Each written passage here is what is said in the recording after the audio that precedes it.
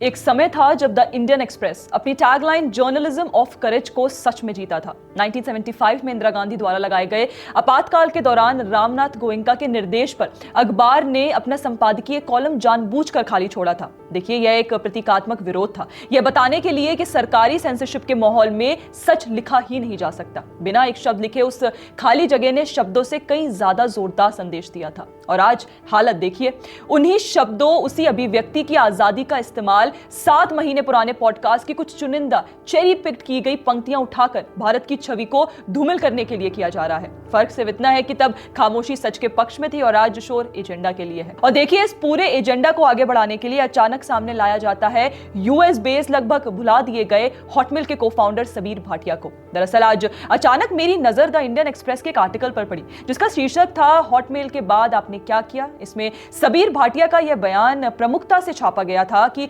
भारत में असफलता को लेकर इतना गहरा कलंक है कि लोग प्रयोग करने से कतराते हैं। जब आर्टिकल को ध्यान से पढ़ा तो पता चला कि यह बयान किसी हालिया इंटरव्यू का नहीं बल्कि 7 महीने पुराने एनएनपी पॉडकास्ट का है। और हैरानी की बात यह है कि इसे लाइफस्टाइल डेस्क ने प्रकाशित किया है, वही डेस्क जो आमतौर पर health, wellness, fashion, food, travel and art जैसे विषय कवर करता है। अब सवाल यह है कि लाइफस्टाइल डेस्क को अचानक भारत की निंदा करने वाले बयान में क्या लाइफस्टाइल नजर आ गई। इसके पीछे देखिए कौन सा एजेंडा है, यह तो वही जाने, लेकिन बहस का मुद्दा जरूर बनता है यहाँ। और इसी बहाने चलिए सबीर भाटिया के भारत विरोधी नैरेटिव पर ही बात कर लेते हैं। उनका एक और बयान यहाँ कोट किया जा रहा है कि भारत की शिक्षा व्यवस्था को इस तरह गढ़ा गया है कि वह सिस्टम से सवाल करने वाले दूरदर्शी लोगों के बजाय आदेश मानने वाले कामगार तैयार करे। अब सवाल यह है कि भाटिया साहब इस वाक्य से आखिर साबित क्या करना चाहते हैं।